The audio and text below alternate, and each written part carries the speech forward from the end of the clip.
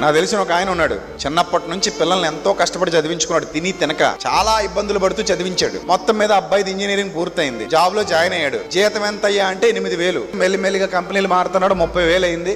6 ఏళ్ళు అవుతుంది ఇప్పటికే. ఈ 6 ఏళ్లలో ఆ అబ్బాయి ది బెస్ట్ కంపెనీలో ఉన్నాడు సాఫ్ట్వేర్ ఇంజనీర్ గా. యాన్యువల్ ఇన్కమ్ ఎంతో తెలుసా? 50 లక్షలు. నిజం నేను చెప్పేది. వాళ్ళ కళ్ళతో సరిగ్గా ఎప్పుడు ₹1,00,000 చూసిన జీవితాలు కాదు వాళ్ళవి. అంతటి హీనమైన స్థితిలో బతికారు వాళ్ళు.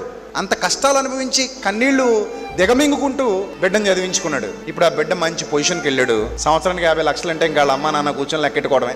ఏమనాలి ఇప్పుడు దాన్ని? ఒక రకమైన అనుగ్రహైశ్వర్యం అనాలి అంతే. అప్పటి వరకు పెళ్లికి పిలవనేళ్ళు ఇంటికి వచ్చి మరీ బొట్టు పెట్టి అక్క మీరు దగ్గరుండి జరిపించాలని అంటారు. ఎందుకు అన్ని దగ్గరుండి ఎందుకు జరిపించాలి? 50 లక్షలు వస్తున్నాయి కాబట్టి సంవత్సరానికి. అప్పటి వరకు పిల్లలేమని అన్నోళ్ళు అసలు మేము చిన్నప్పుడే అనుకున్నాం వీడికి ఇద్దామని అంటారు. డబ్బులు ఏమనుకోండి దగ్గర కూడా రారు.